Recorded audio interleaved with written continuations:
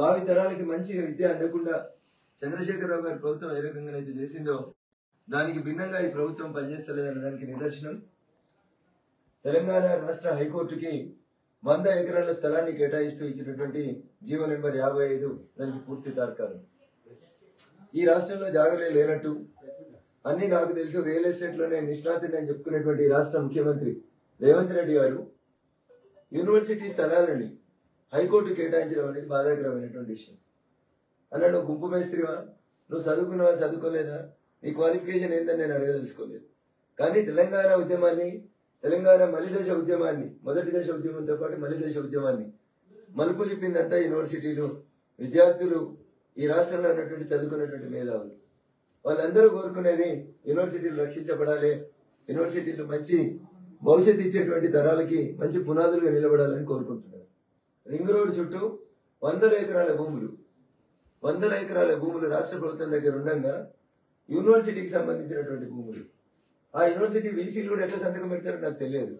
వాళ్ళ కుర్చీలు వాళ్ళు కాపాడుకోవడానికి ఇట్లాంటి నిర్ణయాలు తీసుకుంటున్నారా ఏందనేది ఒకటి ఆలోచించాలి.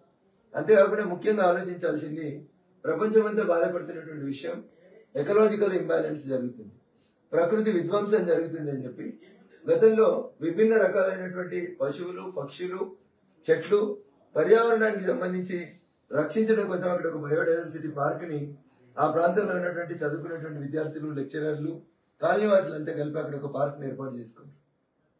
దాన్ని ధ్వంసం చేస్తాం, యూనివర్సిటీలో స్థలాలు ధ్వంసం చేస్తాం. 100 ఎకరాల హైకోర్టుకి ఇవ్వడాన్ని ఒక వకీలుగా నేను తప్పు పడతలేను. కానీ that is not the right place. Bhagyanagaram చుట్టూ చాలా ప్లేస్లలో 100 ఎకరాల భూమి ప్రభుత్వం ఆధీనం లోపల ఉంది. కోర్టు ఎక్కడుంటే కక్షిదారులు అక్కడికి పోతారు, కోర్టు ఎక్కడుంటే అక్కడికి వకీల్ సాబులు పోతారు. కానీ బయోడైవర్సిటీ పార్క్ కొత్త తయారు చేయాలంటే రేవంత్ రెడ్డి గారు మళ్ళీ ఒక 10 సంవత్సరాలు పడుతుంది. అందుకని దయచేసి మీ నిర్ణయాన్ని వెంటనే ఉపసంహరించుకోండి.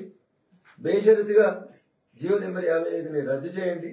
హైకోర్టుకి 100 ఎకరాల స్థలాన్ని ఇంకొక చోట కన్వీనియంట్ గా కేటాయించండి. కొత్త హైకోర్టు భవనం నిర్మించడాన్ని భారతీయ జనతా పార్టీ మేము స్వాగతిస్తాం.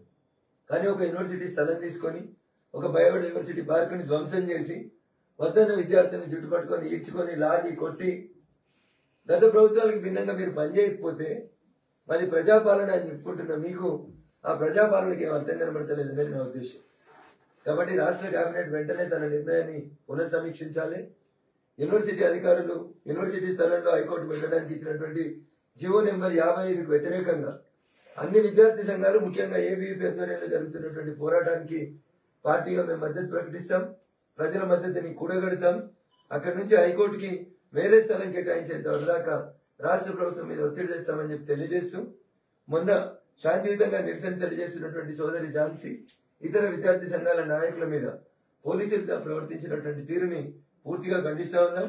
అమ్మాయి పట్ల అంత దురుసుగా ప్రవర్తించి జుట్టుబడి లాగినటువంటి ఇద్దరు పోలీసుల్ని వెంటనే విధుల నుంచి సస్పెండ్ చేయాలి, శాఖాపరమైనటువంటి చర్యలు తీసుకోవాలని చెప్పి ఈ సందర్భంగా రాష్ట్ర డీజీపీని మేము భారతీయ జనతా పార్టీ పక్షాన డిమాండ్ చేస్తూ మళ్ళీ చెప్తా ఉన్నాం, we're not against high court, we're not against any government or anything, we're against the wrong decisions taken by the government. అందుకని వెంటనే జీవో 55ని బేషరతుగా రద్దు చేసి యూనివర్సిటీ స్థలాన్ని, బయోడైవర్సిటీ పార్క్ ని పరిరక్షించాలని చెప్పి విద్యార్థులు జరుపుతున్నటువంటి పోరాటానికి మేము పూర్తిగా సంఘీభావం తెలియజేస్తాం. Thank you.